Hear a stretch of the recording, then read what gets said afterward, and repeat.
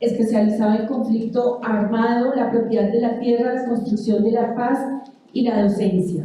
A lo largo de su carrera ha sido reconocida por su labor periodística, obteniendo el premio a la excelencia periodística por su trabajo El peso del estigma en los premios CIF 2020. Además, ha sido galardonada con el premio al mejor corto documental por Arriesgar la vida por defender el agua en Festival 2019. Y ha sido finalista en varios premios importantes como el Premio Universitario Orlando Sierra y el Premio Real del Instituto Prensa y Sociedad, por su reportaje Convenios de Fuerza y Justicia, petroleras y mineras financian a la fuerza pública y a la Fiscalía. Nos acompaña también el doctor José Manuel Alba Maldonado, de esta casa, la UPTC, doctor en Historia, del doctorado en Historia de la UPTC, con formación de investigador en la región del Catatumbo, magíster en Desarrollo Rural, con experiencia en trabajo en comunidades campesinas de Boyacá, ingeniero agrónomo, con profundización en extensión rural, licenciado en Filosofía, con experiencia en docencia, actualmente docente titular en la Universidad Francisco de Paula Santander, en el programa Ingeniería Ambiental.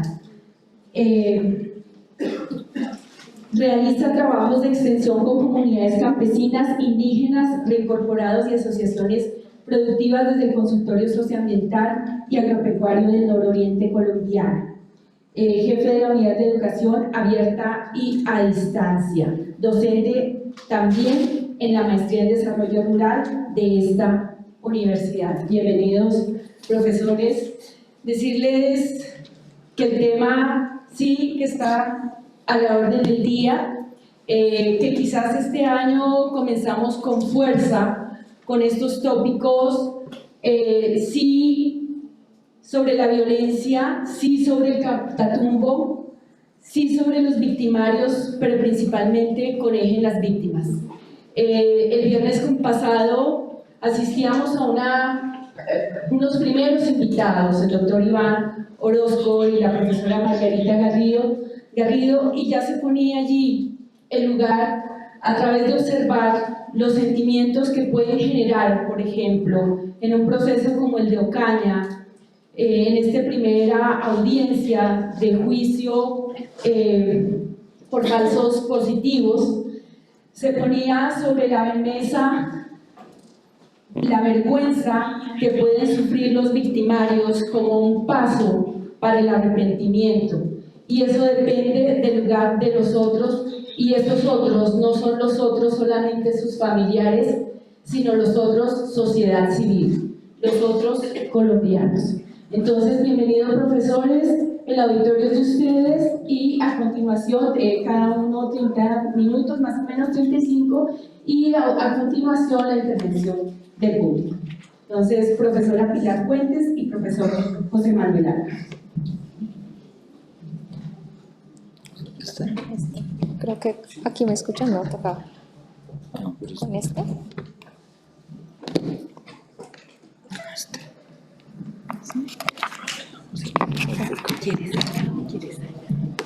¿Cómo? Eso que me tocaba como desvío porque no alcanza. Listo, gracias. Bueno, buenos días.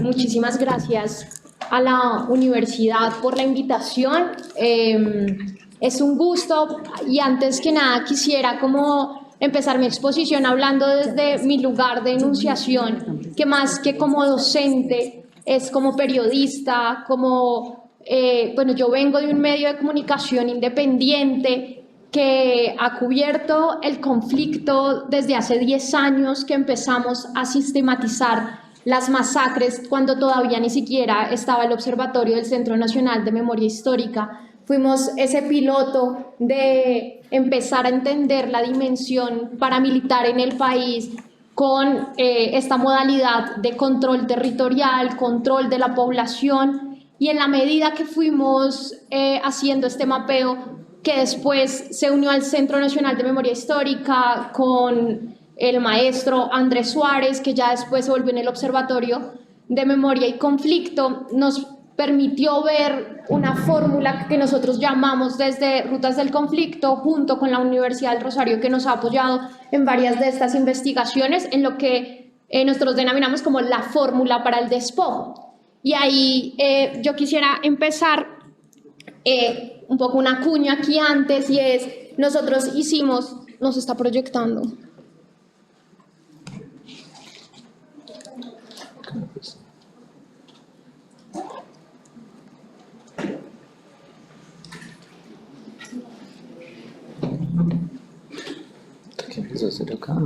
No, creo que hay bien, sí, gracias. Nosotros hicimos una serie web que pueden consultar en sus celulares y demás, de 2 temporadas, que se llama Cómo nos quitan la tierra. Y es precisamente ver desde cómo, desde los 80, sobre todo, principios de los 90, la Casa Castaño, cuando no era todavía las autodefensas de Colombia, ni estaban estos bloques, sino era pues la Casa Castaño, empezaron a ver una visión de país, y una visión enmarcada también con relaciones políticas y económicas, porque no era solo acabar un poco con la insurgencia en sitios estratégicos, sino era un modelo de país. O sea, no es gratuitamente, por ejemplo, que Carlos Castaño haya dicho en varias entrevistas que él se soñaba un país lleno de palma de aceite. Entonces, ver cómo la tierra sirvió como ese modelo económico de paramilitarismo.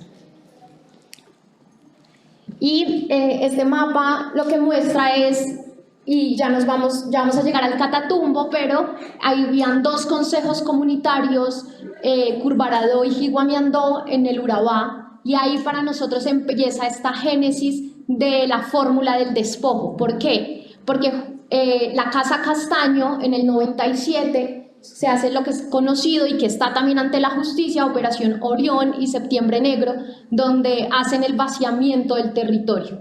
Y ese es el primer paso de esta fórmula, y es vaciar la tierra, vaciarla y acabar con procesos organizativos, un desarraigo donde hay comunidades étnicas, donde hay comunidades campesinas, aunque en ese momento todavía no era muy claro el nexo entre, o la conexión entre el campesinado y la tierra. Hasta hace muy poco el campesino es sujeto de protección, igual que una comunidad indígena, igual que una comunidad afro. Había unos impactos. Entonces ellos cometen las masacres, los desplazamientos masivos, vacían el territorio en Curvarado y Jiguamiandó, también como una excusa de desplazar a las FARC, pero porque es una zona estratégica del puerto. Además, suben a los Montes de María, cometen masacres, y ahí empieza a funcionar el bloque norte a manos de Salvatore Mancuso. Cuando ya cometen las masacres más conocidas, la del Salado, por ejemplo, hay una apropiación de tierras, se van para el Catatumbo con Salvatore Mancuso. En el bloque norte queda Jorge 40, ya a cargo, un poco ya no disputando tanto con las guerrillas, ya las guerrillas las habían podido sacar del territorio, pero quedaba la población, que la población, y tanto en los Montes de María como en el Catatumbo, ha sido terriblemente victimizada por los movimientos sociales, porque el movimiento social era igual a un guerrillero. Entonces también como el Catatumbo, aunque digamos ahorita todo el mundo tiene los ojos en el Catatumbo, todo el mundo está mirando qué está pasando, para nosotros es guerras recicladas constantemente, donde se repite lo que les estoy contando del 2000, donde empezaron a pasar del Urabá antioqueño hasta el Catatumbo, y que llegan cuando se encuentran en el Catatumbo. Digamos que para nosotros como el origen de la violencia paramilitar, que es donde yo me quiero concentrar, porque además es también lo que más hemos estudiado y que para nosotros todavía sigue teniendo repercusiones en el conflicto actual, es la masacre de la Gabarra de mayo del 99. Esta es un poco una ficha que les contaba de ese mapa de más de 1.200 masacres que nadie había documentado en su momento. Pues ya el observatorio tiene más de 6.000, la Comisión de la Verdad también tiene otras cifras, pero para nosotros la masacre de la Gabarra es el génesis del paramilitarismo en el Catatumbo, porque pasa eso que pasó en Higuamiandó y en Curvaradó, el vaciamiento del territorio. Entonces, primer paso, hay un vaciamiento, hay un desplazamiento masivo. Sí, ¿y qué pasa cuando se va la gente? Pierde su nexo con la tierra. Entonces, pensando también, y no es gratuito, que sea el punto 1 del acuerdo con las FARC en 2016, la reforma rural integral. Y es porque este país, y cuando amigos me invitaron a hablar aquí, me hablaban de la tierra como botín de guerra, y es precisamente eso, porque hay una informalidad terrible en la tenencia de la tierra. Hablamos también en muchos casos de una inseguridad jurídica de la tierra, donde la tierra no está formalizada, donde han pasado 8 años desde la firma del acuerdo y todavía no tenemos un catastro multipropósito, pues mucho menos lo íbamos a tener en el 2000, cuando el campesino, el indígena, se fue del territorio por los desplazamientos, por las masacres que estaba cometiendo los paramilitares, y cómo iba a poder reclamar que esa tierra era suya. Entonces, hubo ahí el siguiente paso, y es que de la mano del paramilitarismo llegaron las empresas. Llega el paramilitarismo, llega la fuerza pública a pacificar la zona, que conocemos también que la fuerza pública, sobre todo, y la doctora lo decía al comienzo, el Catatumbo como el nororiente antioqueño, están las cifras de más casos de ejecuciones extrajudiciales, donde la fuerza pública se alió con agentes privados para limpiar la zona, donde petroleras, en el caso del Catatumbo, dieron dinero a las empresas, al ejército, para cuidar sus zonas. O sea, el Colombia todavía, 24 años después, tiene convenios entre el ejército y Ecopetrol, entre ejército y la OXI, entre ejército y todas las petroleras, Frontera, Gran Tierra y demás, para que cuiden su infraestructura. Y un poco, y lo ha dicho, él lo dijo ante la JEP, el director del DAS, nosotros hicimos perfilamiento de líderes sociales y los teníamos en una lista. Usted se manifestaba contra el Estado, inmediatamente aparecían 2 listas, una como opositor de la empresa, pero otra como objetivo de los paramilitares. Entonces ahí vemos que quien se quedó también estaba en peligro, no solo quien se fue y quien fue desplazado desde las múltiples masacres del 99. Y cómo se pacifica una zona después, no solo a medida militar, sino cómo el Estado llegó a través de empresas privadas, y es el caso de este señor que es Carlos Murgas. Carlos Murgas, conocido como el zar de la palma en este país, miembro honorífico de Fedepalma. Estos son todos, ustedes pueden ver todos los cargos públicos que ejerció Carlos Murgas. Fue ministro de Agricultura en el gobierno de Pastrana, y creo él fue a Indonesia con Pastrana y dijo: wow, la palma aceitera puede ser un gran negocio en estas tierras, y el Catatumbo es una tierra muy fértil donde se da todo, pero que en este momento solo se da palma y coca. Entonces él dijo: necesito tener cultivos de palma. Él dura un año como ministro después de haber ido a Malasia, y monta su primera empresa que se llama Oleoflores.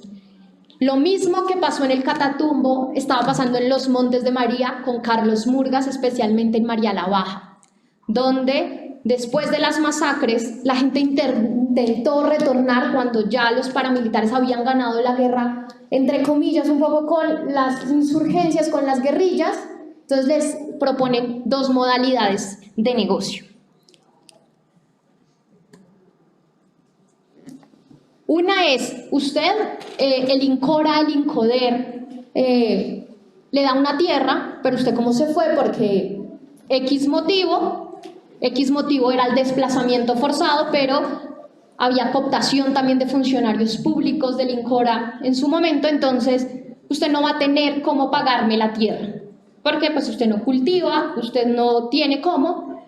Entonces más bien venda esa tierra rápidamente y puede pagar los créditos en el banco que había sacado para los cultivos.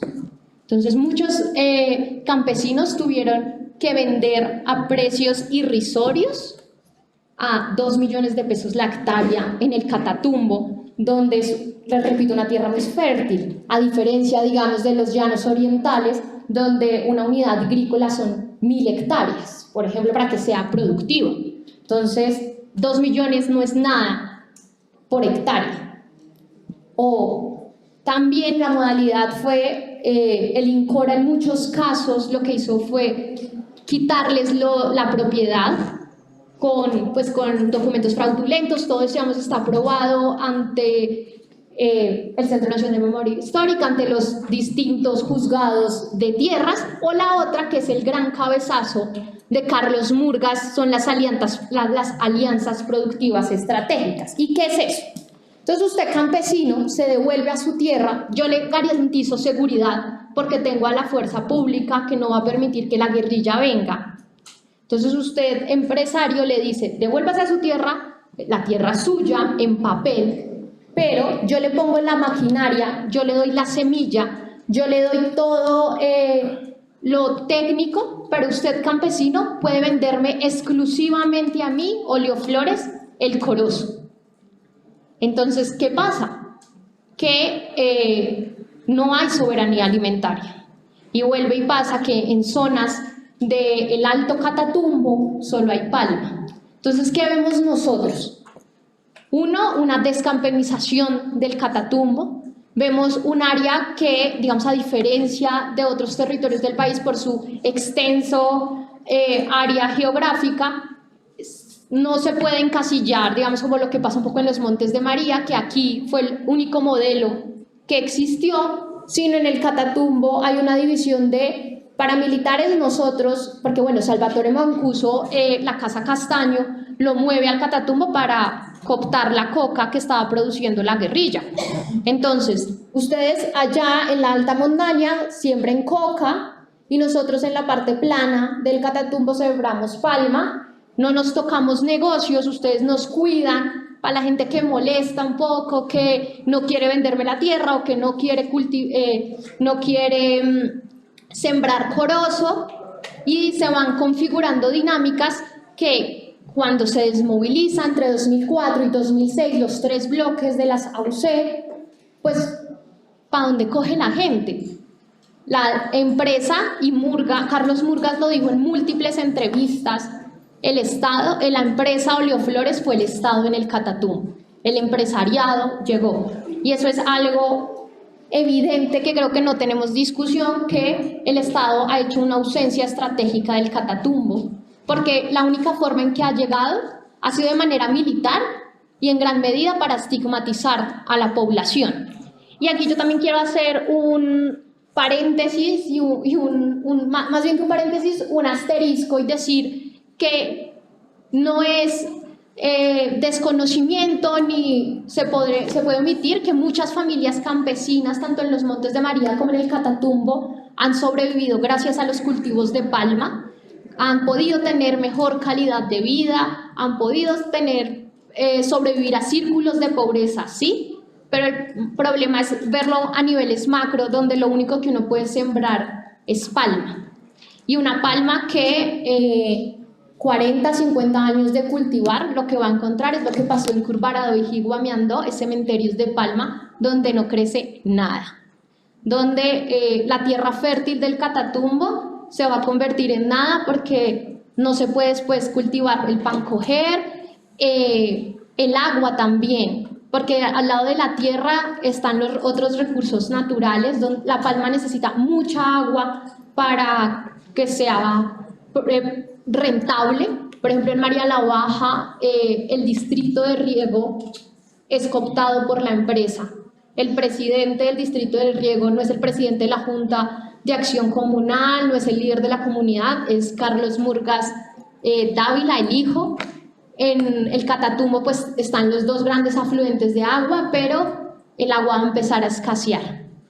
Las traje también algunos apartados de algunas entrevistas que hicimos junto con la Comisión de la Verdad. Nosotros acompañamos a la Comisión de la Verdad en su momento, entre 2020 y 2021, a los diálogos de no repetición y reconciliación en varias zonas del país. Estos son del Catatumbo y se los quiero leer porque más que mis palabras creo que quienes han vivido la violencia desde todos los actores armados sobran lo que yo pueda decirles en esta mañana.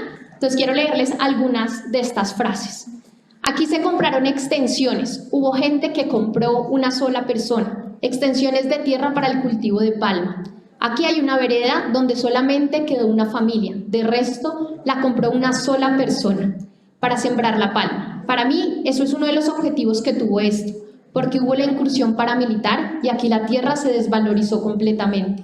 Fincas de 100 hectáreas fueron vendidas hasta en 10 millones de pesos, cuando hoy en día para usted ir a comprar una hectárea de tierra le piden 3 millones de pesos por hectárea.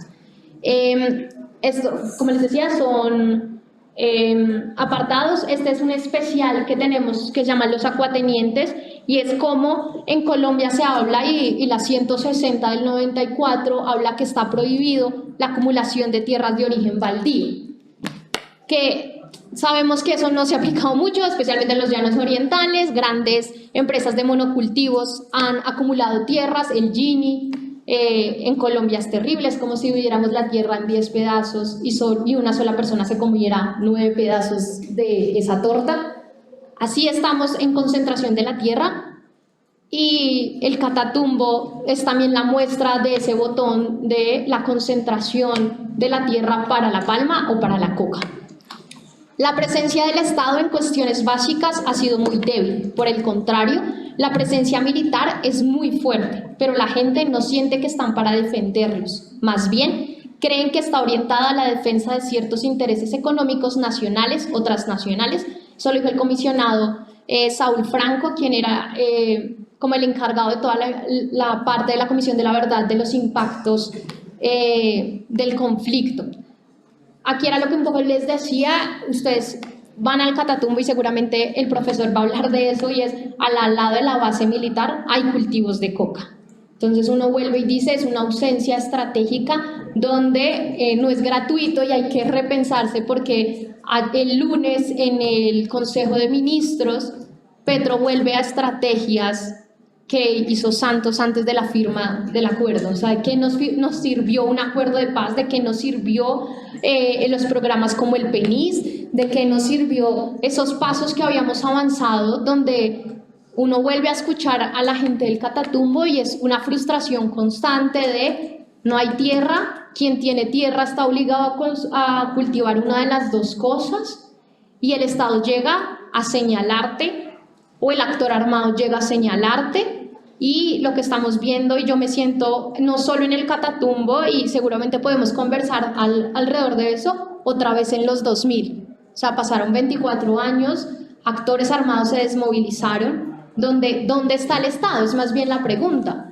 porque el ELN y el MC están en disputa en ciertos territorios, porque están persiguiendo a firmantes de la paz, donde también quedó, porque no es solo, creo que aquí no es solo hablar del campesinado que ha sido violentado, de los indígenas bari que han sido históricamente violentados, sino también ahora de estos firmantes de la paz que se les prometió tantas cosas y terminaron asesinados.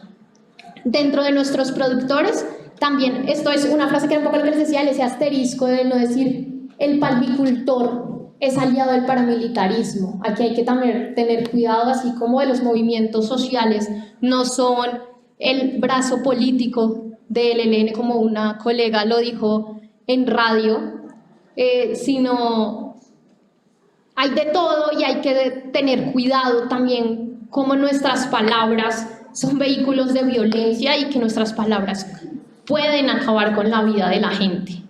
Dentro de nuestros productores también hay víctimas y desplazados. Hay personas que han sufrido la violencia y la guerra. Siguen ahí, de alguna manera, mejoraron sus condiciones económicas, pero la ruta de atención de los afectados por el conflicto no se ha resuelto. Es decir, las indemnizaciones, el mejoramiento de la propiedad, sus tierras. Y ustedes pueden ver que, digamos, las zonas pavimentadas con mayor acceso es donde están las palmeras. porque el Estado priorizó unos municipios con la firma del acuerdo, pero se quedó en la priorización, en la caracterización, y nunca llegó el Estado más allá del militar. Si el campesino tiene una finca y no quiere cultivar, le dicen cultiva o se muere, me vende o se muere. Hoy en día volvimos a tener al campesino esclavizado y unos personajes que no dejan que el campesino ofrezca la coca, sino que se la van a comprar al precio que le imponga. De hecho, mire, las zonas coqueras no están generando riqueza. Entonces, el campesino ha perdido la capacidad de tener un proyecto viable porque dejaron también de generar sus productos. Para mí, un poco pensando en esto de las alianzas productivas, yo decía, no, las alianzas productivas no son solo para el corozo, también para la coca, porque quien está dando los suministros, quien está, por ejemplo, en Putumayo, en pandemia, las zonas de coca, el campesino y el indígena del pueblo Siona, del pueblo Inga, que pues estaban cultivando, ellos no podían salir a comprar comida ni nada, y bueno, ahí había un problema del bajo mercado de la coca y demás, pero el actor armado, Comandos de Frontera, iba hasta su casa, le daba los insumos, después volvía a los meses y le recogía la hoja de coca. O sea, el campesino ni el indígena tenían que moverse y le vendían exclusivamente a Comandos de Frontera. El Estado podría hacer exactamente lo mismo.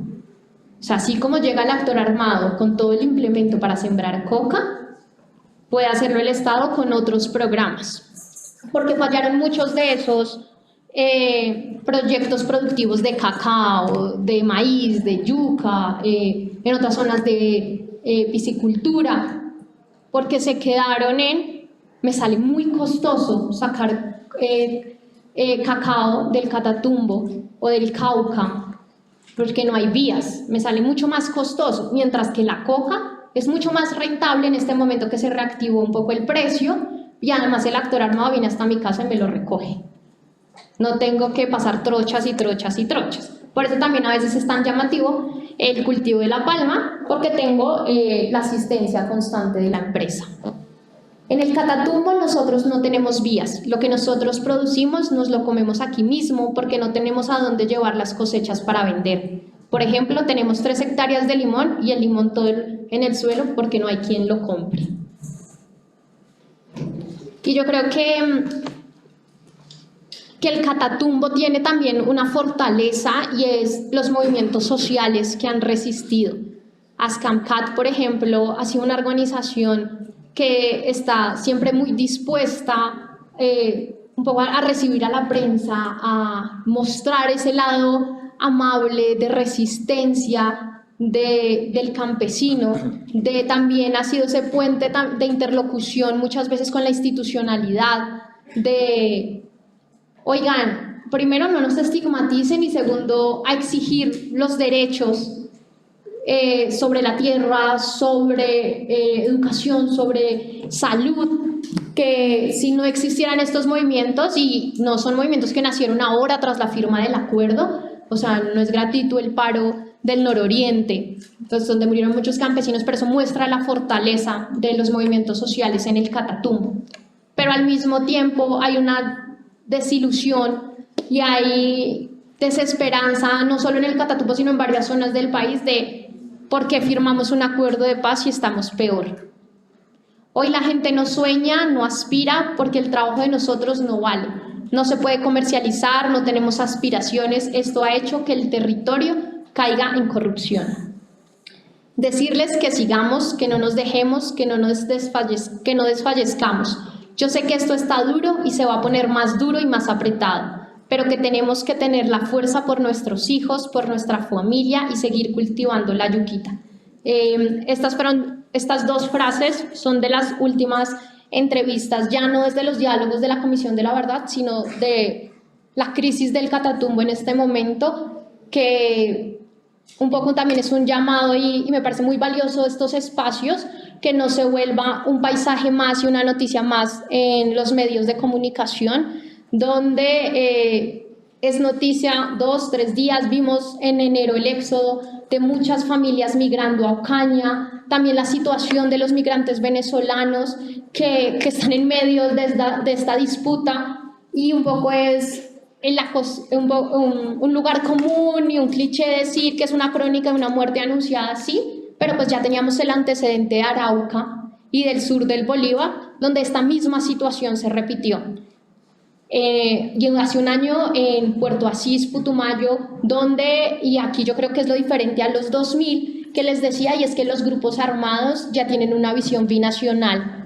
Comandos de Frontera ya está con tropas en Ecuador, ya tiene gente en el Ecuador, en el lado brasilero también, las disidencias, que es una fracción y que yo creo que eso también ha hecho aún más complejo la paz total, y es el Estado Mayor Central, que es el Estado Mayor Central. Cada día nacen nuevos grupos, nuevas disidencias, que antes creo que era mucho más fácil también para el ciudadano del común entender que en el conflicto habían 4 actores armados: las AUC, las FARC, el ELN, el EPL y ya está, y pequeñas bandas. Ahorita hasta uno mismo se pierde entre la Carolina Ramírez, Comandos, la banda yo no sé qué, el Estado Mayor Central, la Segunda Marquetalia. Es una cantidad que ha hecho que el territorio esté en disputa constante, que la tierra está en disputa, y es precisamente, y ahí sí yo me atrevería a decir, el gran culpable es el Estado,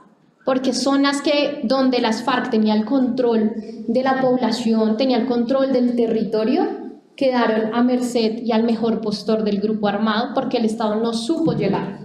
Y un poco la justificación tanto en el Amazonas como en el Catatumbo es que es muy grande, muy montañosa, muy extensa. Pues sí, pero pues tú eres quien gobierna todo el territorio colombiano. Entonces es un poco mi intervención de cómo la tierra se ha ido transformando, pero a la misma vía pues no ha cambiado nada a esas operaciones de Génesis, de Curvaradoji, Guamiandó, Montes de María, para llegar al Catatumbo. Muchas gracias.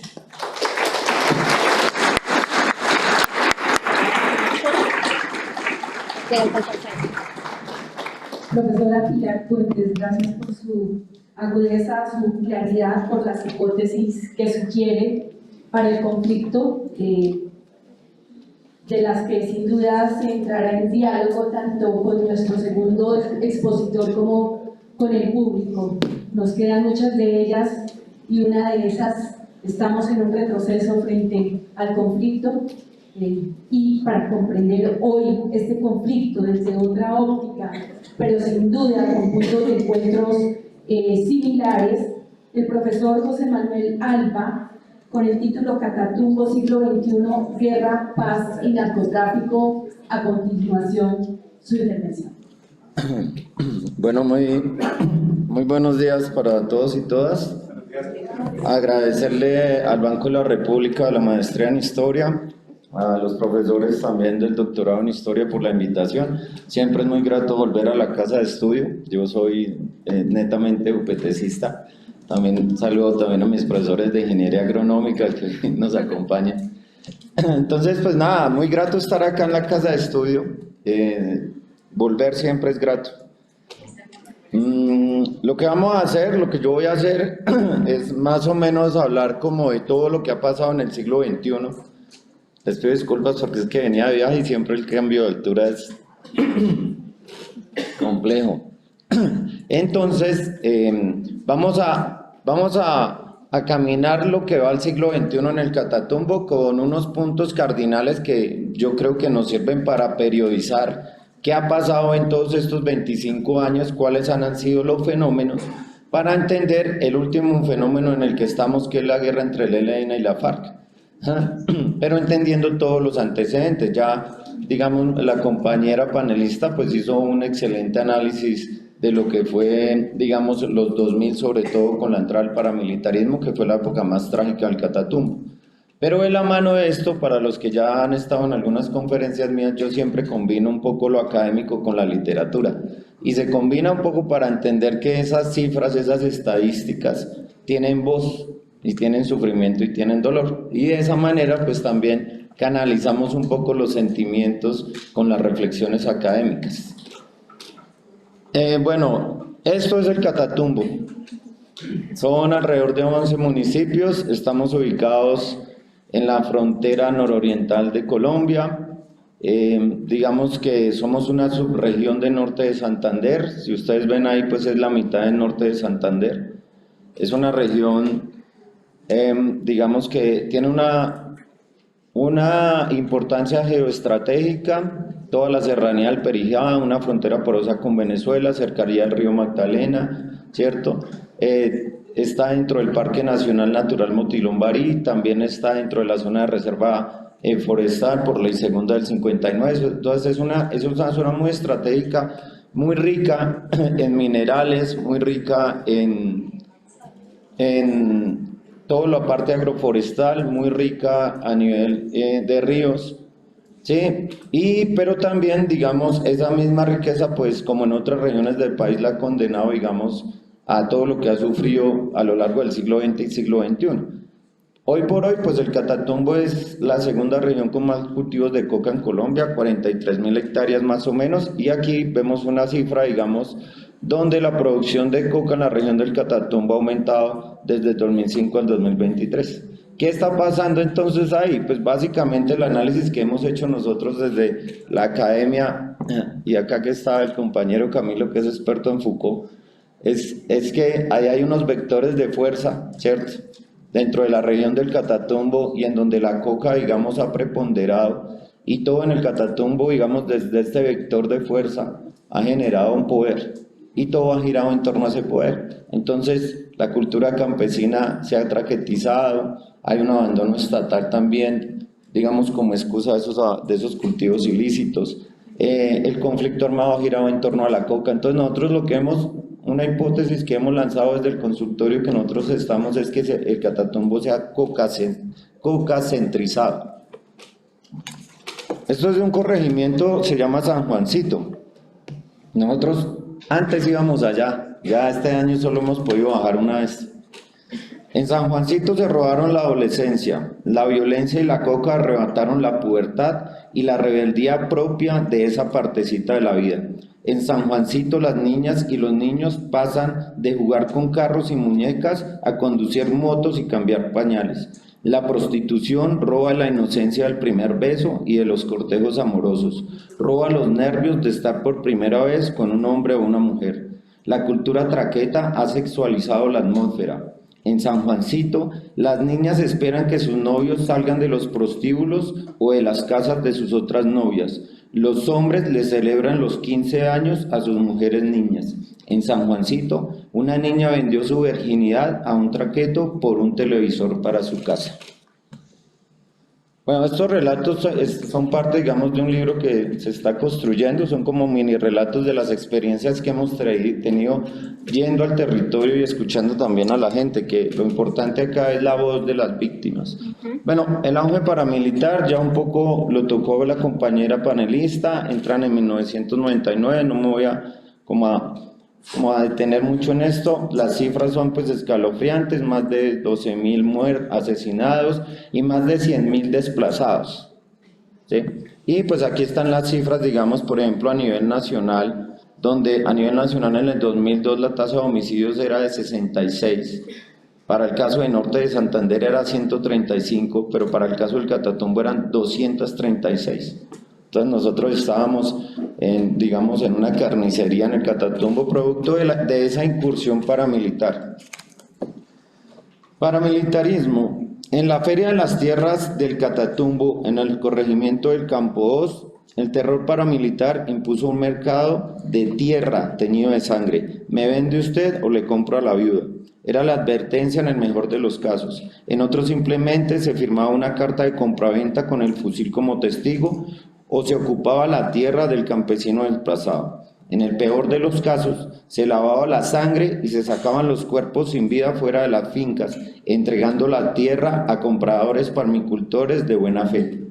El descaro llegó a tal punto que una hectárea de tierra valía 50.000 pesos, menos de lo que costaba un ataúd, una noche con una trabajadora sexual, menos que el trasteo de los desplazados o el pasaje de las familias desde Tibú a Cúcuta. Una hectárea de tierra en Campo 2 valía menos que el alambre de púa y los postes para cercarla.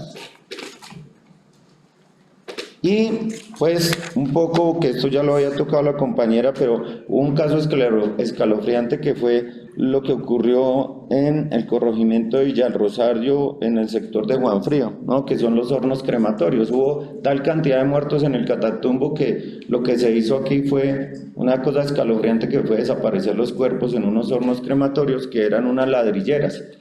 Mancuso le dice al Iguano: hay muchos muertos, hay mucha queja de la comunidad internacional, hay muchas quejas de Venezuela porque el río se volvió una acuafosa. Eso es un término nuevo semánticamente que no surge acá en Colombia, acuafosa, ¿sí? Porque los ríos se volvieron el cementerio. Fosas comunes. ¿Cierto?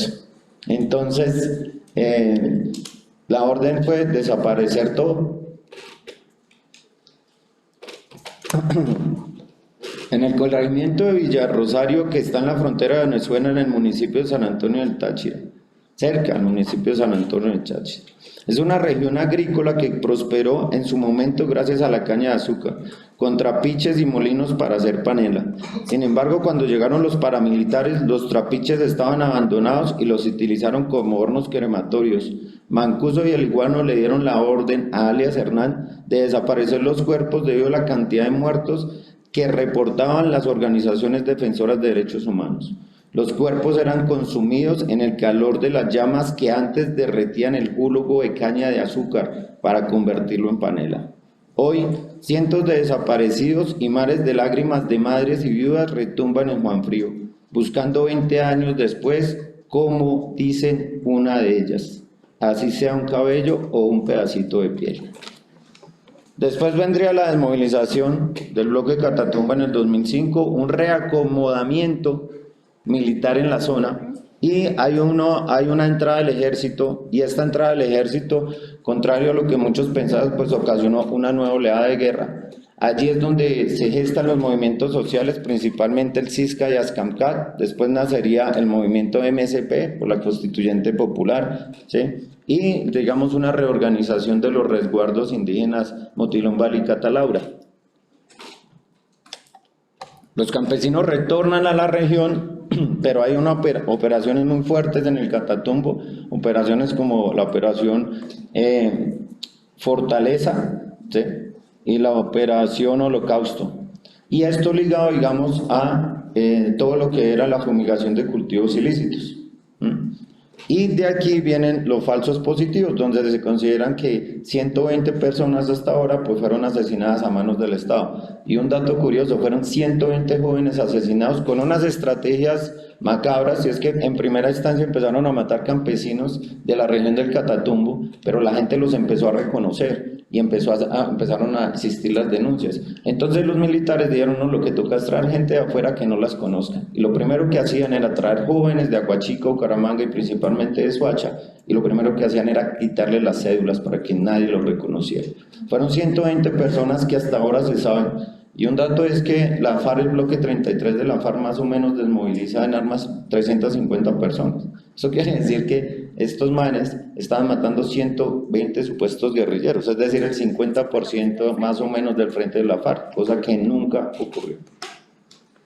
La tragedia máxima es que a estos jóvenes los entierran en un cementerio veredal que queda muy cerca a la Universidad Francisco de Paula Santander. La universidad está acá y los entierran acá en una loma. No tuvieron nunca la oportunidad de entrar a la universidad, acariciaban las calles de la ciudad buscando empleo, deambulaban por la selva de cemento sin más crímenes que ser pobres. Algún día tuvieron la oportunidad de aventurar, de emplearse en tierras lejanas. La trampa de la guerra los engañó. En camiones recorrieron cerca de 500 kilómetros, esperando encontrar nuevos aires, nuevos ríos, nuevas aguas, nuevas miradas, nuevos amores. El engaño del odio, el engaño de la guerra los sepultó, los vistió de camuflado, los asesinaron, los disfrazaron de guerrilleros, al final los pasaron como NN y los enterraron en un cementerio veredal, porque también fueron exiliados del Camposanto. Al final a estos jóvenes de falsos positivos los enterraron en una fosa común, allá en el cementerio de las Liscas, a pocos pasos de la Universidad Francisco de Paula Santander. Ese fue el momento que más estuvieron cerca de una universidad. Y después vendría el acuerdo de paz entre el Estado y la FARC. el frente llega a un punto de concentración, el ETCR, ahora es el AETCR, bueno, es un poco de siglas. El frente llega allá y había un miedo impresionante de la población en esta caravana. Allá hay algunos firmantes que trabajaron con nosotros, que trabajan trabajaban en procesos de organización de cooperativas, asociaciones, formación. Ahorita con la guerra tuvimos que enterrar a compañeros que les dictamos clase. Y iban al ETCR y la gente no los quería pasar por el miedo que entrara al paramilitarismo. Este es la zona veredal transitoria, en primer momento se llamaba así. Y es el negro Eliezer Gaitán. El negro Eliezer Gaitán fue alguien que combatió muy fuerte el paramilitarismo.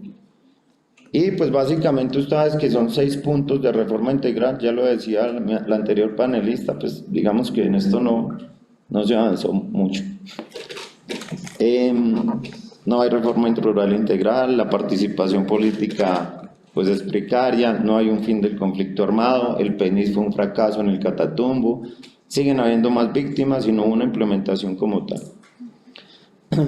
Después de muchas reuniones interinstitucionales con la Agencia de Reincorporación, Misión de Verificación de la ONU y la alta dirección de la Universidad Francisco de Paula Santander, logramos conseguir un cupo para derecho nocturno a una joven firmante de paz. Sus estudios empezaron sin contratiempos en el primer semestre del 2023. Madre cabeza de familia, trabajaba en el día en un hotel y en la noche asistía a estudiar en nuestra universidad. Para el primer semestre del 2024 tuvo que abandonar su proceso académico por amenazas desplazándose a otro lugar. Así es la guerra en el Catatumbo. Parece que no hay nuevos días, nuevas mañanas y que el conflicto persigue como sombra a aquellos que quieren construir la paz. El Estado colombiano no ha respetado el acuerdo de paz y más de una veintena de firmantes han sido asesinados en la región. Un poco lo que señalaba mi antecesora. Cuando se firma el acuerdo de paz con la FARC y el ejército, tenía que venir el Plan Victoria. Plan Victoria era que el ejército y el Estado tenían que llegar a las zonas donde estaba la FARC. Y eso nunca llegó. Creo que solamente hay unos cálculos que llega solamente como al 30% del territorio que tenía la FARC. Y debido a esto surge un conflicto entre el EPL y el ELN. El EPL, el único lugar de Colombia donde existía EPL era el Catatumbo, el Frente Libardo Moratorio. Y entonces allí empieza una confrontación. 16 meses después de que el gobierno nacional y la guerrilla de la FARC firmaran el acuerdo final en Bogotá, anunciando una posconflicto. Muchos académicos hablamos, yo creo que también ahí empezamos a hablar de posconflicto, ¿no? Posconflicto nunca hubo. ¿Sí? Y empieza una guerra entre el ELN y el EPL. ¿Por qué? Por las rentas ilegales y por territorio, por control de población. Y entonces empieza una guerra sin cuartel, una guerra que deja 25.000 desplazados. Veamos las cifras. De desplazamiento por paramilitares, 100.000. Desplazamiento PL, ELN, 25.000. ¿Cierto? Y entonces empieza una guerra fratricida porque allí, digamos, el ELN y el EPL, pues digamos que los manes tenían el control territorial, pero sobre todo eran las guerrillas más antiguas del Catatumbo. Sí, que eso ya es un artículo que estamos trabajando con la profe Olga. Yo hago cuñas acá. Y entonces, allí habían primos, un hermano estaba en un lado y el otro hermano estaba en el otro. Fue básicamente una guerra fratricida en el 2018. Sin lugar a dudas, digamos que el ELN tenía más poder militar y un aniquilamiento del EPL. El EPL hoy subsiste con muy pocas unidades en algunas regiones periféricas, trató de entrar otra vez al Catatumbo, hubo una ola de violencia muy leve, muchos muertos del EPL, pero el ELN toma el control, digamos, de esas zonas que estaban en disputas con el EPL.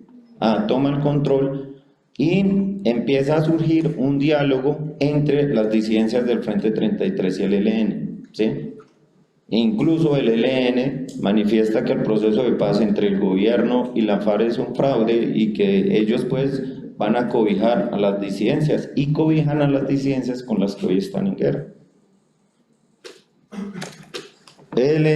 ELN-EPL. ¿Qué es el Catatumbo? A comienzos del siglo XX fue la despensa de sangre de la tierra. tejieron cercas eléctricas, bombardearon veneno, cazaron indígenas como animales. A mediados del siglo XX llegaron los campesinos con sus pies desnudos, sin tierra, cargando la pobreza en sus hombros, rompieron monte, talaron montañas, sembraron semillas. En los 70, la lucha insurgente empezó, la guerra llenó las montañas, caminaron camuflados por ellas. Al final del siglo llegaron los demonios, mataron, asesinaron, masacraron. Los paramilitares incendiaron al Catatumbo, el monte se cambió por coca. La muerte reptaba en un éter, la muerte era el todo presente. En este siglo, siglo XXI, nuevas guerras surgen, guerras entre primos, el rojo y el negro se entremezclan, llueve sangre, una guerra fratricida. ¿Qué es el Catatumbo? ¿Qué es el Catatumbo si su historia es guerra? ¿Qué es el Catatumbo si su historia es muerte? ¿Qué es el Catatumbo si su historia es sangre? Precisamente Catatumbo es todo lo contrario a eso. Catatumbo es paz en medio de la guerra, es vida en un mar de muerte, es esperanza en un cosmos de sangre. Catatumbo es el lugar de Colombia donde todos nos paramos en las madrugadas a la espera que cualquier día salga el sol. Ese conflicto termina con una guerra, con sangre entre familias, y empieza un nuevo conflicto entre el ELN y las disidencias de la FARC. Y aquí, digamos, hay que entender varias cosas. Yo creo que vine el año pasado también en una conferencia del Banco de la República y está el profesor Javier Guerrero. Y teníamos un debate frente a esas dinámicas, nuevas dinámicas del conflicto armado.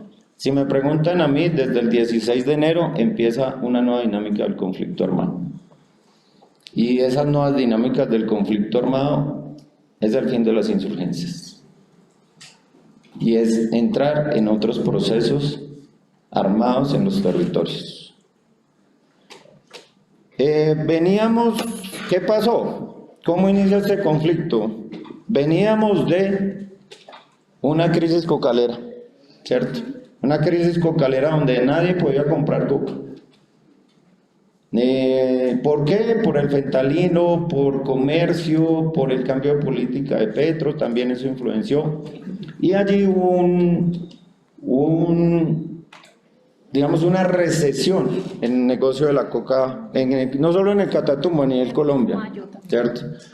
Entonces, el kilo de pasta base, una cosa es la pasta base que genera el campesino en un cambuche con hojas de coca, eso es post cosecha. Sí, el campesino hace post cosecha. O sea, lo que se le pide hoy al campesino de Boyacá y de otras regiones del país que hagan post cosecha, en el Catatumbo el campesino sí lo hace, y es convertir una hoja en pasta. Esa pasta la compra el traqueto y esa pasta se convierte ya en el alcaloide como tal, en el clorhidrato de cocaína o en el perico, ¿cierto? Entonces, hubo una crisis tan dura que la gente no tenía a quién venderle.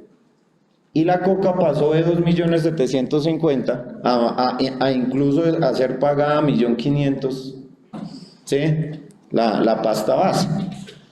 Y mucha gente quedó con la coca guardada y no se movía. Y ahí se empezaron a generar varias tensiones, pero lo que se empezó a dar también en el territorio fue una expansión del Frente 33. ¿Sí? Sí. Entonces, el Frente 33 empieza a crecer en el territorio. Entonces el ELN le dice, oiga, pero ¿usted qué? O sea, yo lo acojo al comienzo, yo le digo, bueno, listo, venga a ver, yo lo dejo entrar acá en el Catatumbo y usted se me empieza a meter en el rancho. O sea, una cerveza de esas póker pequeñitas vale allá 5.000 pesos. ¿Sí? Yo sufro cuando voy a Catatumbo, 5.000 pesos. ¿Sí?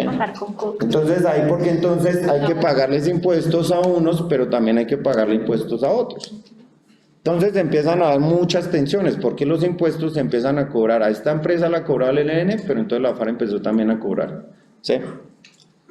Ahí ya habían algunas tensiones territoriales, había, digamos, acusaciones de lado y lado, y posteriormente vienen, a partir del año pasado, como a finales, otra vez se activa el comercio, ¿cierto? Otra vez se activa el comercio, entonces la coca empieza a subir.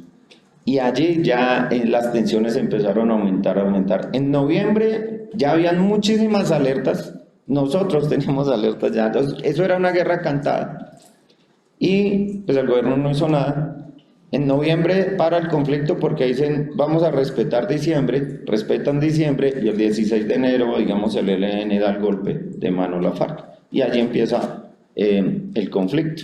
Entonces hay un crecimiento de FARC, hay tensiones territoriales, hay tensiones por economías ilegales, hay tensiones también a nivel territorial muy fuertes y aquí también viene un juego internacional, ¿no? Ahí, digamos, ahí hay unos juegos internacionales también que uno a veces pues no, bueno, entiende, pero tampoco es como bueno decirlos también en público.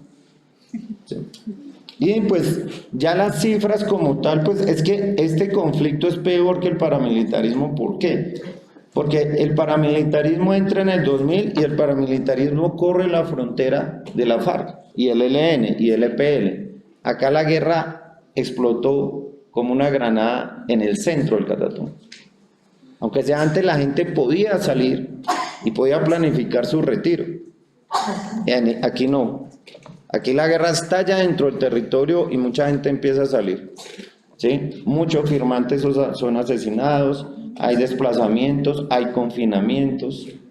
¿Sí? Digamos que aquí hay una tesis pues, que plantea Ariel Ávila, y es que el conflicto colombiano es la copia de estrategias que se van perfeccionando. Sí. ¿Sí? Entonces, lo que uno puede ver acá en este conflicto es que este conflicto en especial, ELN-FARC, es el reciclaje de toda la historia que les he contado, donde todas las cosas se usaron. Yo les cuento historias. Para entrar a San Pablo, cuando el paramilitarismo entra a San Pablo, cogió a la población civil adelante. La guerrilla le tenía preparada una emboscada. Y lo primero que vieron entrar fue a las comunidades campesinas cargando los equipos de los paramilitares. No pudieron disparar una sola bala. Y les tocó abandonar San Pablo. Lo mismo dicen que pasó en Filogrimbo. Hoy. ¿Sí? O sea, bueno, no hoy, este año. ¿Sí?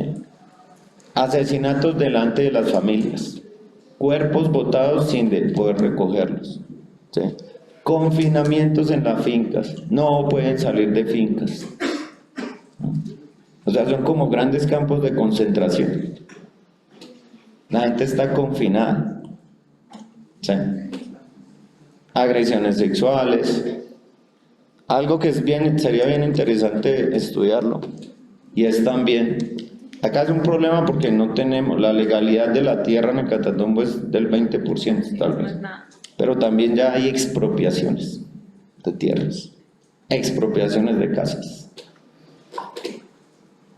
Entonces digamos que nosotros dentro de lo que medianamente pudimos hacer fue sembrar como, pues, tratar de hacer ayuda humanitaria y pues todas las historias son durísimas, yo solo traigo acá como 3, que también tendremos que hacer un proceso de recolección de memoria histórica.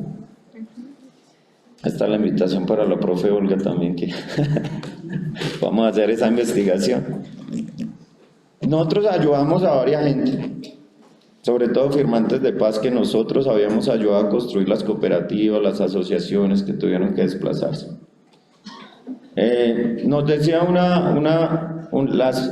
llegó un caso, 2 mujeres, a una le habían matado el esposo, tenía 2 hijos pequeños, otra llegaba, estaba embarazada, tenía 2 hijos, el esposo no estaba, y ella nos miraba y nos decía, yo ya aprendí que yo no puedo tener planes, yo para este año quería poner unos cerdos, yo tenía mi cultivo de coca, ya había subido el precio, tenía cacao, y yo ya tenía todo un montón de planes para este año, y lo que me dice es, no, yo ya no voy a planear nada.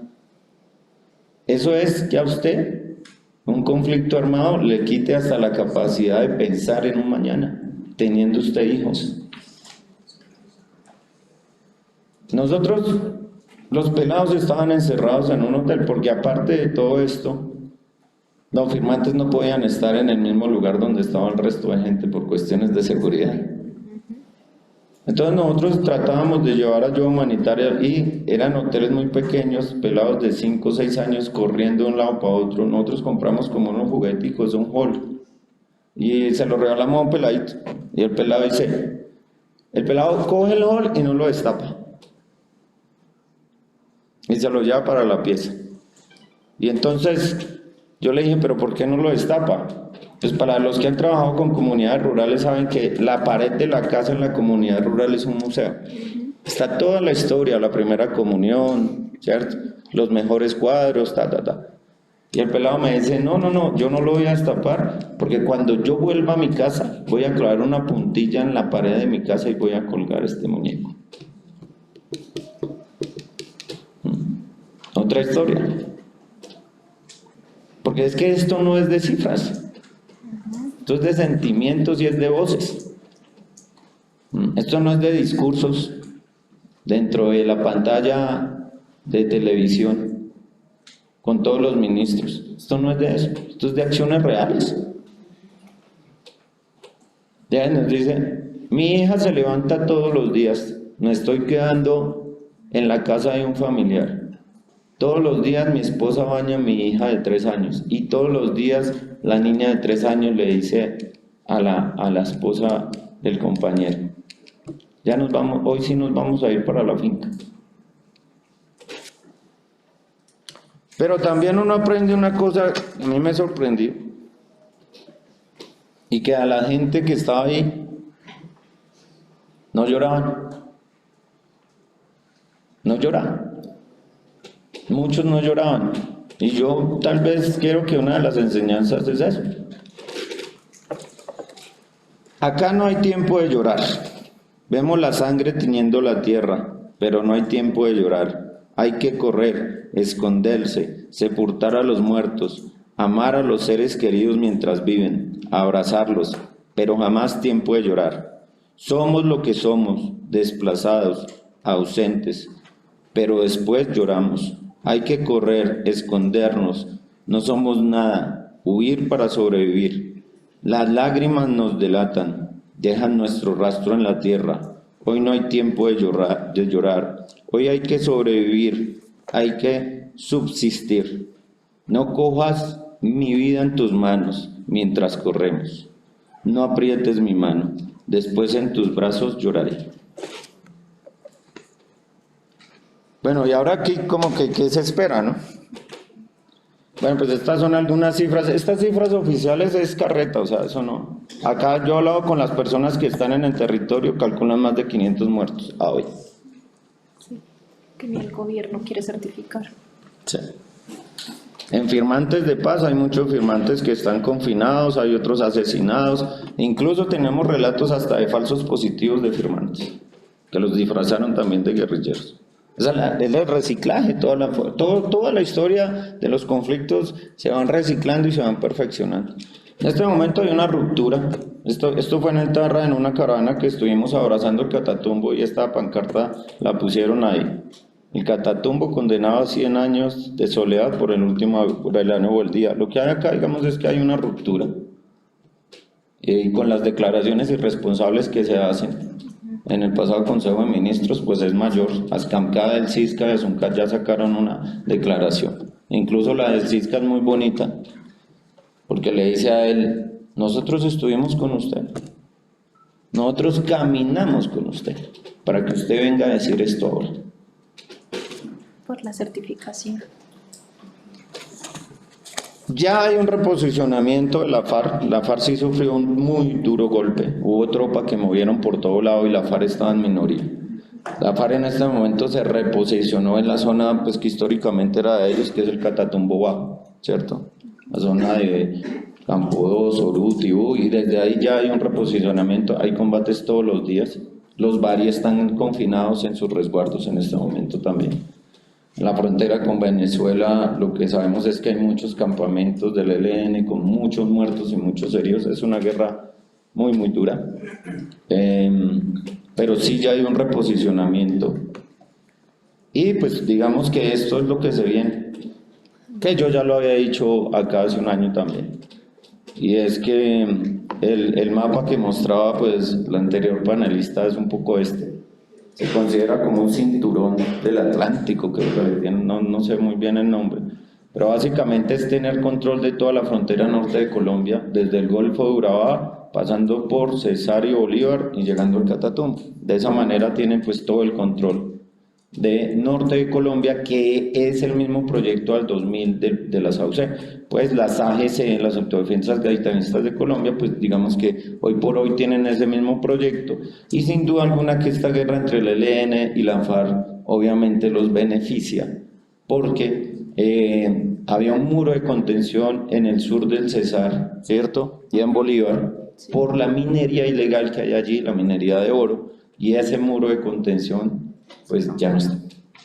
Y no está por la guerra en el Catatumbo. Y digamos lo que se viene obviamente es otra vez alertas tempranas desde el año pasado, donde ya se decía que el Clan del Golfo o las AGC, las Autodefensas Gaitanistas de Colombia, pues ya estaban haciendo presencia en algunos municipios ya como tal, en Guamalito, Carmen y Ocaña. ¿Sí?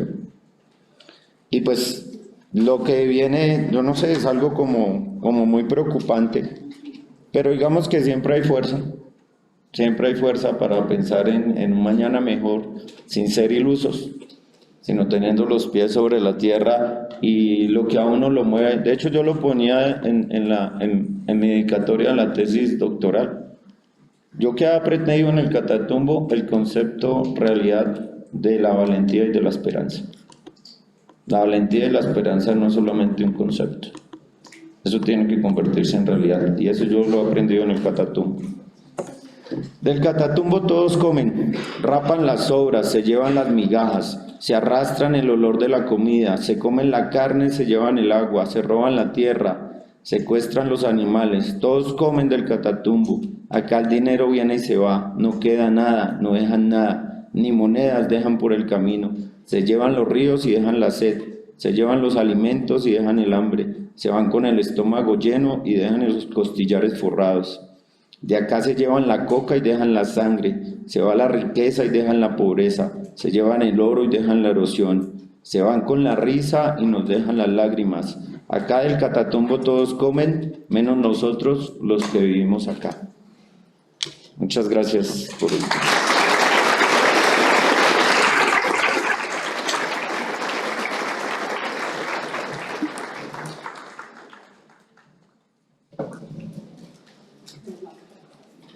Bueno, muchas gracias. Muchas gracias a nuestros invitados. A continuación, el público tiene la posibilidad de entrar en un diálogo, de interpelar estas intervenciones. Profesora Olga. Muchas gracias. Si quieres acercar, por favor.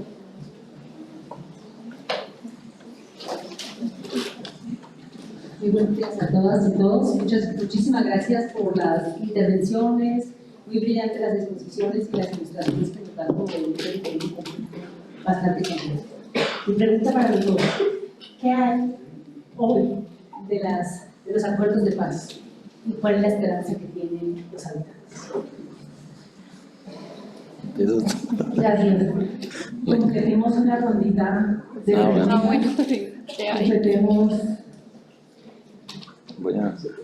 Sí. ¿Quién quiera decir su nombre antes de hacer la pregunta? Bien, pues.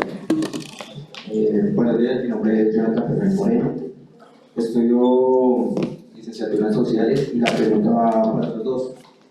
¿Qué opinan de que en Colombia se inicia una operación de mantenimiento de paz por medio de los cascos azules de la ONU, enfocándose en el área que comprende el Catatumbo y toda la zona del norte de Santander? Gracias. ¿Sí? Buenos días, mi nombre es Diana, estudio sociales también, y mi pregunta es para los dos también como docentes. Actualmente en esta crisis muy coyuntural, ¿qué pasa con el docente? Por ejemplo, su merced que ya nos ha contado su experiencia en territorio, por ejemplo, a hoy, ¿qué pasa con el docente del Catatumbo? ¿Cuál es el papel del docente o qué roles en este momento está cumpliendo en el Catatumbo? Gracias. Bien, cerramos acá esta ronda de preguntas y No sé, ¿empiezas o empiezo? Sí, Tiene la palabra. No. es que empieza. Bueno, lo primero, ¿qué se espera de los acuerdos de paz? Pues que se cumplan. Digamos que acá hay un y esto es muy grave, ¿no? Porque es un poco lo que pasa ahora con la propuesta de Petro de comprar la mata, ¿no? No la hoja, sino la mata. Problema, bueno, ahí hay que analizar, por ejemplo, esa propuesta de Petro varias cosas. Primero, que es novedosa, que tiene un enfoque diferencial. Todo. O sea, el problema central de eso es que el campesino ya no tiene confianza en el Estado. Entonces, un campesino no se va a arriesgar a sacar la mata, que es de lo que vive, para que el Estado le pague un mes, 2 meses y después no le pague. Le voy a contar un ejemplo. Nosotros recibimos a varios firmantes en Ocaña. Llevaban noviembre y diciembre sin un peso. No les habían pagado el subsidio que ellos tenían. Les tocó llegar a los hoteles sin un peso, y literalmente sin un peso, y rogándole a la RN que por favor les consignara por lo menos para tener para comprar el almuerzo, porque hasta eso llegaron a Ocaña, a aguantar hambre. Entonces, el campesino del Catatumbo también obviamente tiene una ruptura de confianza con el Estado, ¿sí? Y precisamente estos diálogos de paz y el acuerdo de paz como tal, al ser, digamos, incumplido por parte del Estado, pues es gravísimo para cualquier proceso a futuro. ¿Qué se esperaría? Pues una cosa, que el Estado cumpla. Es que el Estado firmó, ¿cierto? El Estado firmó el acuerdo, entonces lo que se espera es que se cumpla ese acuerdo. Hoy más que nunca yo creo que estamos muy lejanos, porque nosotros por lo menos llegábamos al Catatumbo cada semana, estábamos bajando como universidad, y en este momento, lo que va del año, solamente hemos bajado una vez al Tarra en lo de Abracemos el Catatumbo. Entonces, frente a los acuerdos, yo sí creo que aquí va a jugar algo que es una condena al Estado colombiano. Y sobre todo que generó muchísimas fisuras para pensar en que nuevos acuerdos de paz se puedan dar, y para pensar que en las zonas donde está siendo azotado el conflicto, que están siendo azotadas por el conflicto armado, las poblaciones vuelvan a creer en el Estado. Va a ser supremamente complicado. Intervenciones, no, yo creo que cualquier intervención de otro agente externo, de otro agente militar externo, digamos, agudizaría aún más el conflicto. Lo que un poco fue la transversalidad de la anterior panelista es que en el Catatumbo sí hay Estado, pero es un Estado militarista y burocrático administrativo. Allá se ha pavimentado la carretera entre Convención y Tarra como 4 veces, y esa carretera es un desastre. Lo que se requiere es la presencia del Estado social de derecho en el Catatumbo, que deje de haber una presencia diferencial del Estado, ¿sí? Entonces, esas son digamos, como las soluciones. Pensar en otro actor armado es de echarle más gasolina a un incendio. Frente a los docentes, creo que te refieres a los docentes de colegio, o los que sobre todo que están en esa zona. Ellos estuvieron ahí en medio del conflicto, tuvieron que salir con caravanas humanitarias. En este momento, en las zonas más conflictivas se están dictando los cascos urbanos las clases. En algunas otras de los desplazados que no pudieron regresar, están en Ocaña trabajando en los colegios, pero digamos esto sigue llevando a cabo todo lo que tiene que ver con la injusticia educativa en la que están sometidos, primero las áreas rurales, y segundo, las áreas rurales en conflicto armado.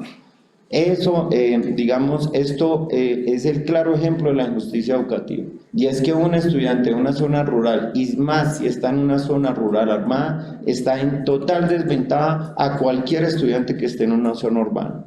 Y las universidades deberían pensarse el acceso diferencial de esos estudiantes de zonas rurales y de zonas rurales de conflicto armado. Porque usted no puede medir con el mismo ICFES a un estudiante que está en Tunja a un estudiante que está en San Pablo Teorano. Yo creo que también acá los profesores han hecho una muy buena labor, y es estar en las regiones, es apersonarse de los procesos educativos, pero igual esto es luchar contra la corriente frente a una estructura, digamos, que se cimienta en la injusticia educativa.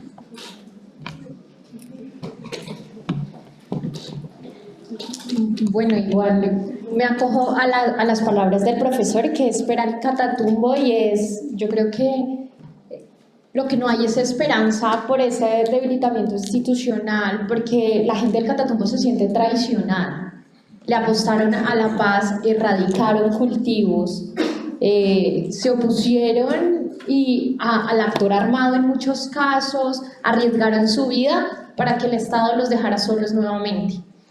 Y eso un poco también va con esa segunda pregunta, es no necesitamos más actores en este escenario, necesitamos es que el Estado cumpla con su trabajo de gobernar el territorio de manera diferencial, sí, pero ya, o sea, no podemos seguir esperando las ayudas humanitarias. ¿Qué pasa con todos los proyectos, por ejemplo? Y eso también es un debate largo de la cooperación internacional. ¿Qué pasa con USAID? Se cayó y muchos proyectos humanitarios en el Catatumbo y en otras zonas del país varados, porque el Estado no tiene el control 100%, y es un poco, vuelvo a mi presentación en la entrevista a Carlos Murgas cuando dice, es que el Estado somos nosotros como empresarios, entonces no necesitamos otro actor en el mapa. Y lo tercero, digamos, yo no estando en territorio, ni mucho menos, y digamos desde el periodismo, desde la Escuela de Ciencias Humanas de la Universidad del Rosario, no hay ese acercamiento, pero sí deja mucho que pensar el hecho que uno en clase, yo pues estoy en un quinto, sexto semestre, mis colegas también, preguntemos sobre masacres, sobre nombres de masacres y digan las bananeras. Eso también nos dice mucho como país de cómo después de un proceso de paz, de una desmovilización en su momento de la SAUC, de varios procesos de justicia transicional, los estudiantes, el joven todavía no conozca qué pasó en el territorio, que la gente confunda todavía paramilitarismo con guerrilla, que todas esas cosas lo dejan a uno pensando bueno, ¿qué sirvió todo el trabajo de pedagogía de la justicia transicional? También que hay gente que todavía en las ciudades sobre todo no conozca qué está haciendo la Jurisdicción Especial para la Paz, qué hace la unidad de búsqueda de personas dadas por desaparecidos. Creo que eso también ayuda a que reciclemos violencias, cuando ni siquiera entendemos bien qué está pasando en el municipio, en el departamento de al lado. Entonces también es como una invitación a hacer pedagogía de qué país vivimos, y digamos, yo lo digo un poco desde la burbuja que hay en una universidad privada, además, y por eso también yo lo dije en mi intervención, de colegas que salen a los grandes medios a decir es que tal organización es el brazo político de tal guerrilla, porque eso tiene unas implicaciones que no están en la mesa de trabajo del programa radial o del consejo de redacción, sino tienen implicaciones en el territorio, y la estigmatización se ha usado para matar en este país.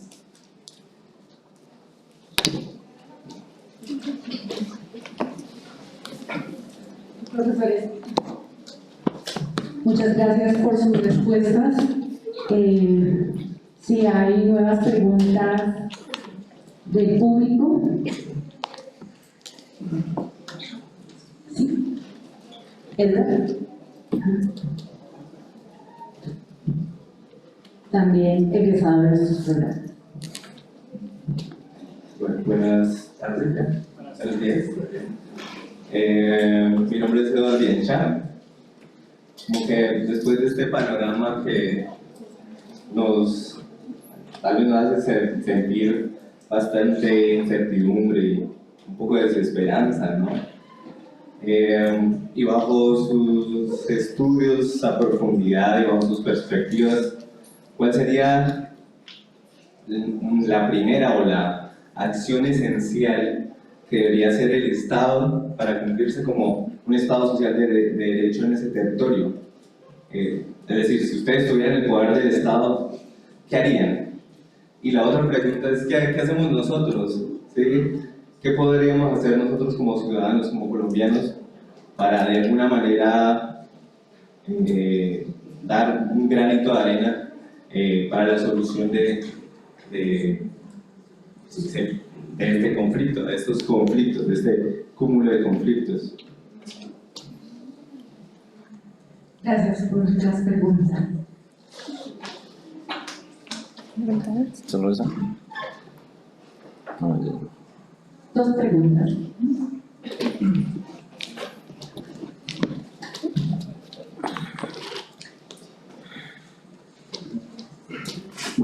Buenos días, soy Soria. La primera pregunta es con respecto a las víctimas y más que todo es con los asesinados. Su merced nos mostró una diapositiva donde había una cifra de asesinados que había en el Catatumbo, pero pues su merced decía que esas cifras son totalmente ajenas a las reales que no es supuesto.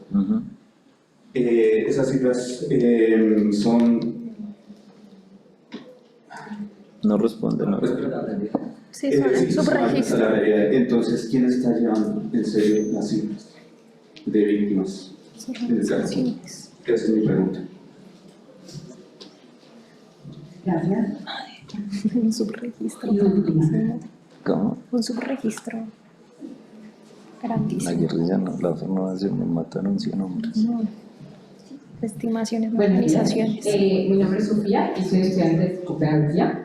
Y mi pregunta tengo 2. La primera es, según ustedes, ¿cuál creen que es el efecto cuál es el efecto directo que ha tenido la narcocultura en la salud mental de los colombianos?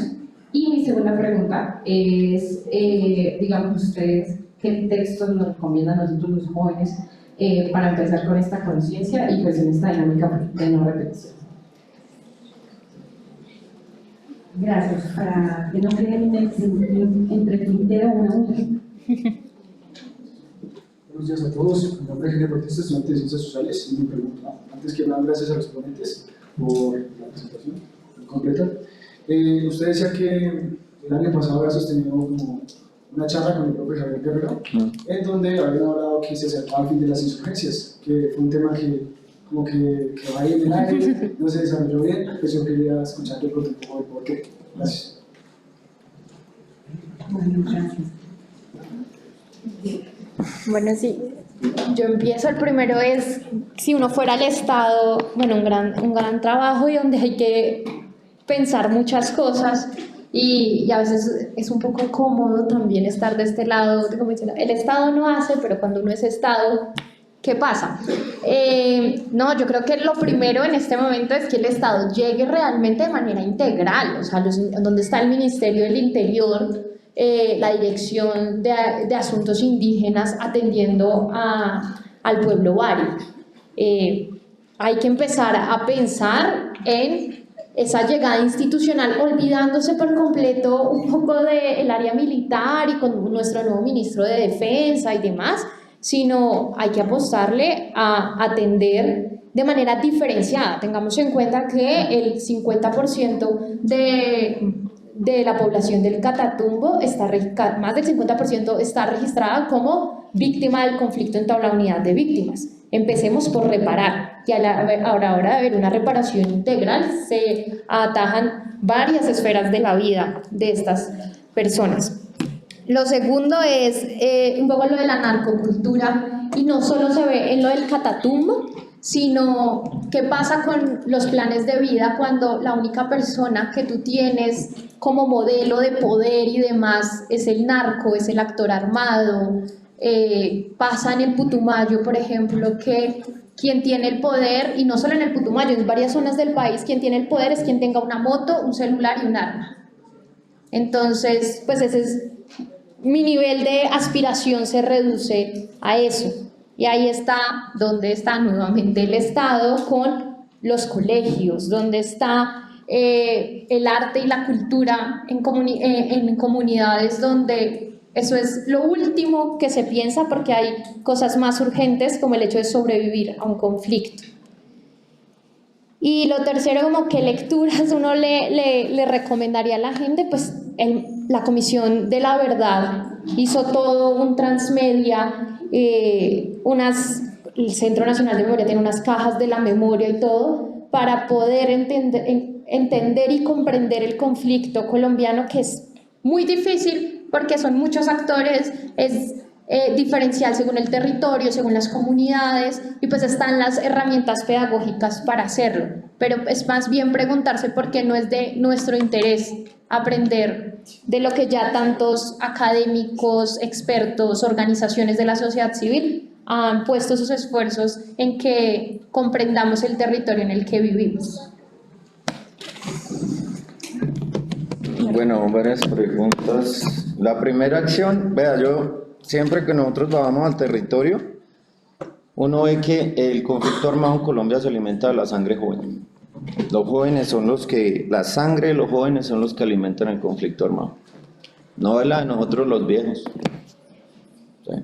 Esos son los jóvenes. Los jóvenes son los que alimentan el conflicto armado. El conflicto armado se nutre del joven. Y yo siempre he pensado, ¿qué pasa si en los colegios donde ni siquiera hay agua potable?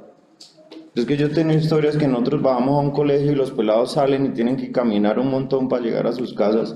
Cogen una botella de estas, la abren la pluma, el grifo, pues, y sale el agua y el agua es blanca.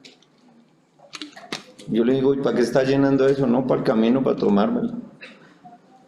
No hay agua potable. Los colegios no tienen infraestructura. Entonces, un pelado que entra a un colegio donde no hay profesores, ¿qué proyecto de vida pueden construir? Y donde el referente, digamos, de poder territorial son los actores armados o los actores de las economías ilegales.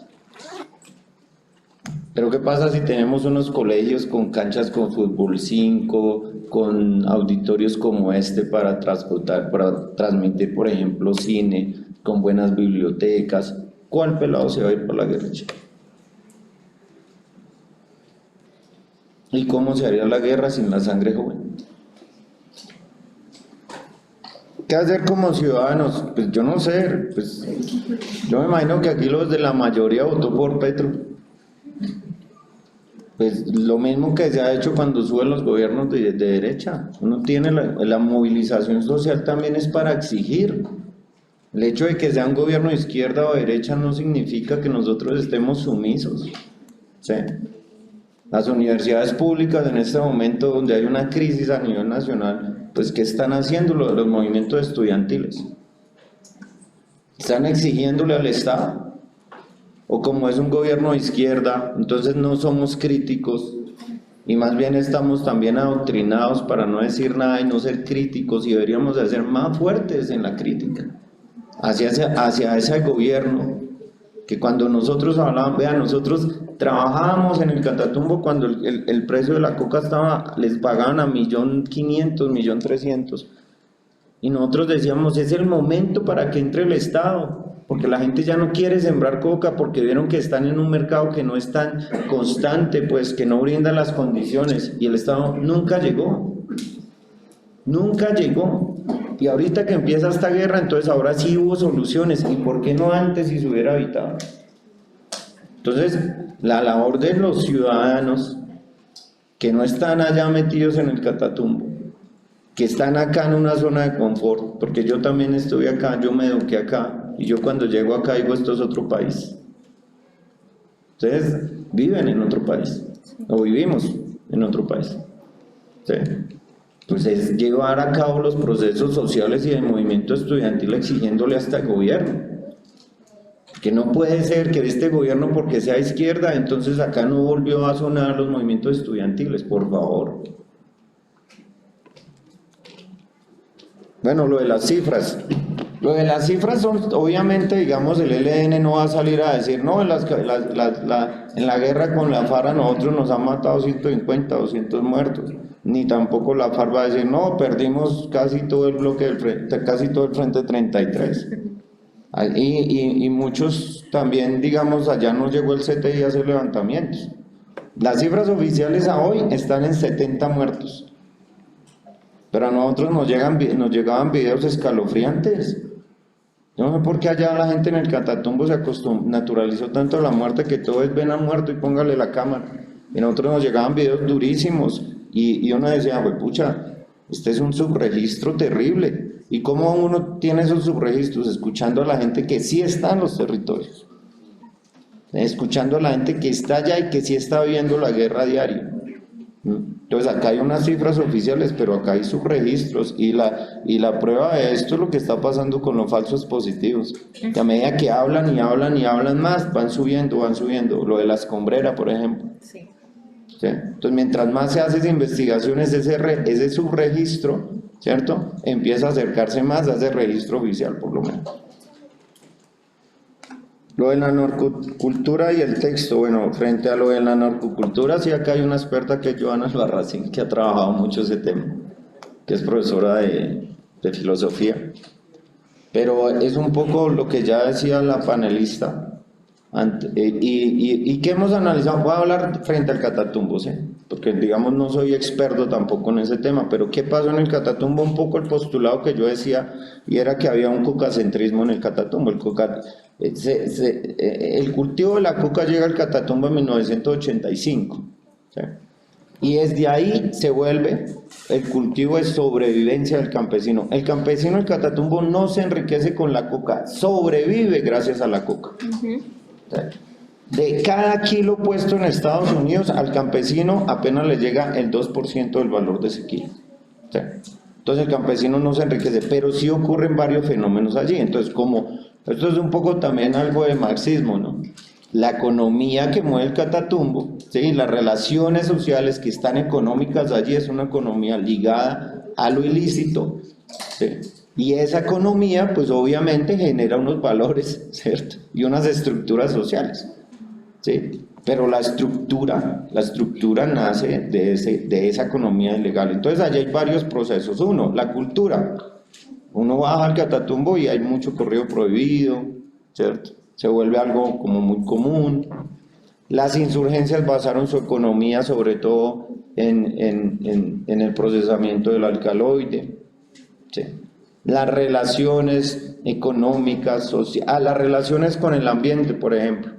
Las relaciones con el ambiente giran en torno a la coca. ¿Y cómo funcionan? Pues ampliación y ampliación y ampliación de frontera agraria. Ustedes vieron la cifra, 43.000 hectáreas y siempre ascendiendo. Pues ese soporte económico empieza, digamos, a construir una serie de valores, de relacionamientos, ¿sí?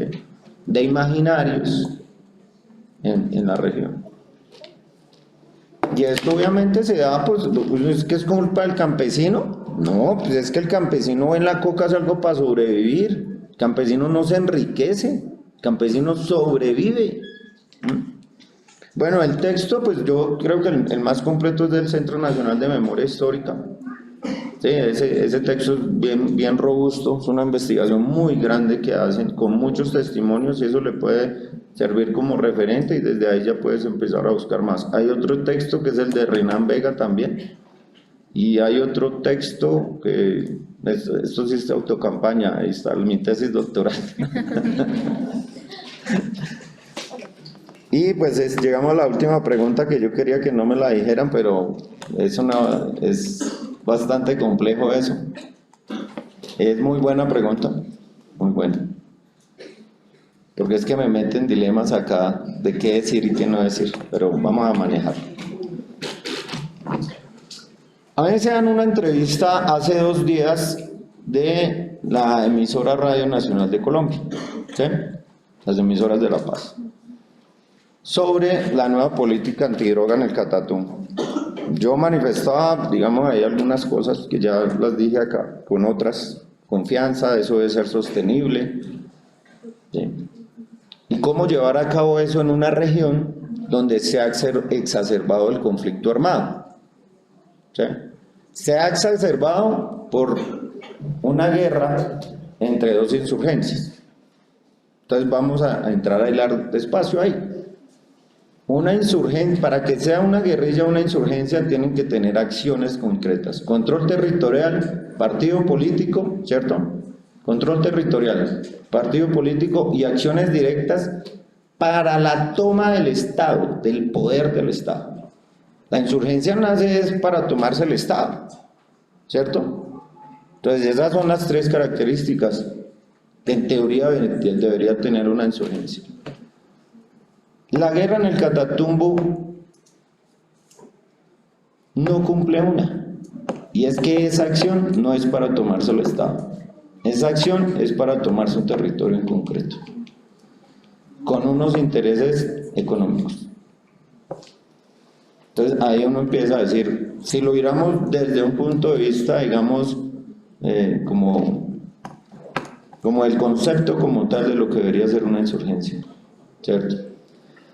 Y bueno, y acá digamos que si hay otros académicos que han trabajado esto, y es que sí ubican como unos puntos cardinales, ¿no? La primera es como unas guerras de autodefensa, ¿cierto? Después viene una guerra de guerrillas, ¿cierto? Digamos que una guerra como ya de controles territoriales y de movimientos. Pero llegamos a un punto, y es que lo que plantea el profesor Javier Guerrero, y era que después del acuerdo de paz, ya hablar de insurgencias ya es difícil, porque acá, digamos, empieza a girar es más en torno como a un proceso, él lo decía, no me acuerdo, ojalá no me metan problemas con él, como en un proceso de muertes, más centrado como en la muerte, ¿sí? No me acuerdo las palabras textuales. Y un poco, digamos, lo que se plantea también desde varios teóricos es que aquí lo que se viene es un proceso de cartelización del conflicto armado en Colombia. Y es un poco lo que decía la panelista compañera, y es que cómo entender, por ejemplo, las disidencias. En primera instancia era las disidencias de Gentil Duarte con las de la Nueva Marquetal, ¿cierto? Después, por procesos internos, las de Gentil Duarte, digamos, se crea el MC, porque eso fue una creación para sentarse con este gobierno para que les dieran legitimidad política, pero eso se rompe y se generan entonces las disidencias de Gentil y las disidencias de Calarcá. Las del Catatumbo son las del Calarcá, y en este momento en zonas como Caquetá y Guaviare se están matando las disidencias de Gentil con las disidencias de Calarcá. O bueno, las de Mordisco ahora, porque Gentil ya, ¿cierto? Y vámonos para Marquetalia, pues en Marquetalia fue igual, ¿cierto? Entonces, unas guerrillas, comandos de la frontera, es escisión de la Nueva Marquetalia, ¿cierto? Bueno, comandos es paramilitarismo, guerrillas, bandas criminales transfronterizas, es una mezcla de todo. Entonces, ahí empieza uno a ver una degradación. Ahora, vámonos para las AGC. Pues las AGC lo que son es un ejército, porque es un ejército, ¿sí? Con más de 6.000 hombres, imagínense el poder militar que tienen. Y las AGC son el reciclaje de todos los actores del conflicto armado. Hay gente del ELN, hay gente de la FARC que los iban a fusilar, hay militares que iban a echar para la cárcel, o sea, tienen un poder de fuego impresionante, ¿sí? Y son 6.000 hombres. Pregunta, ¿hay confrontación con las insurgencias por una ideología antiinsurgente? Eso, ¿no? Ahí hay una cosa netamente económica, ¿cierto? Control. Sí, de control territorial. Y lo mismo entonces uno empieza a ver esto en los actores armados, ¿sí? Digamos, una dispersión como tal y un discurso ideológico cada vez más débil, y también un accionar contra el Estado cada vez más débil, que se está desplazando hacia controles territoriales donde hay otros actores armados ilegales por el control de esas economías ilícitas que hay allí. Esto apenas empieza, obviamente, y esto será debate precisamente, obviamente, sobre todo de los historiadores, ¿cierto? Y de los expertos en conflicto armado, las ciencias sociales. Pero esto apenas empieza. Si me preguntan a mí, la acción que hacen el 16 de enero para mí me dejó estupefacto y abierto y sin entender un poco qué era lo que estaba pasando, porque fue una acción muy, muy dura en el territorio, que a hoy todavía no se entiende mucho qué fue lo que pasó.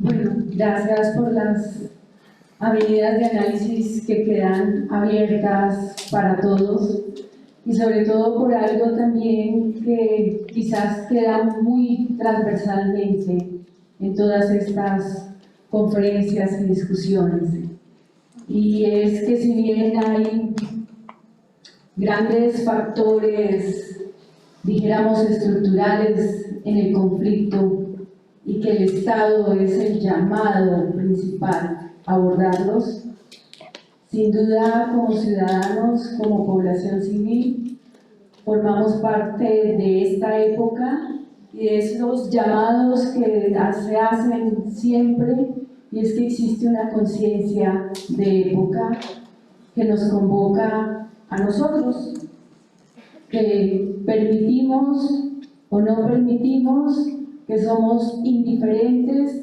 o somos complacientes, o como hoy mostramos por lo menos que queremos comprender que sí es con nosotros, que no son solamente territorios de frontera, que es parte de nuestro conflicto porque nos atraviesa como sociedad.